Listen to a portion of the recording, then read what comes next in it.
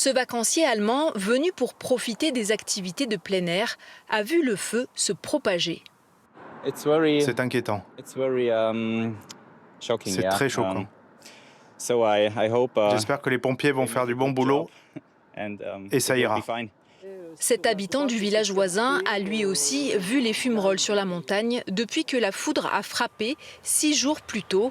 Il a appelé les pompiers à plusieurs reprises. D'abord inquiet, il exprime aujourd'hui son incompréhension. Là, on a attendu le lundi après-midi où tout s'est enflammé pour vraiment voir l'apparition de 2 hélicoptères bombardiers d'eau. 2 hélicoptères bombardiers d'eau, de retour ce mardi en fin de matinée.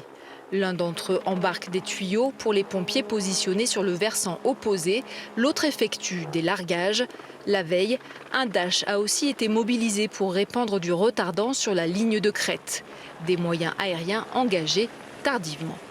Il y a aujourd'hui 9 départements en risque extrême, 17 départements en risque très sévère, 81 départements en risque sévère, des départs de feu dans un certain nombre de départements qui menacent directement les habitations et les vies humaines.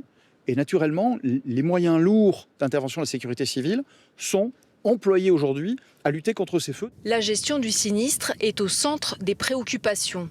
La protection des personnels et des moyens engagés est aussi une priorité.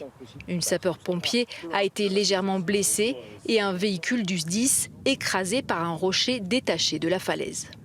La problématique de ces feux, c'est que les racines des arbres, une fois qu'elles se consument, c'est elles qui tiennent les blocs, potentiellement les blocs rocheux. Et du coup, en se consumant, les roches tombent. Au moins 130 hectares ont déjà été impactés par les flammes. Côté météo, des averses sont annoncées, mais pas avant samedi.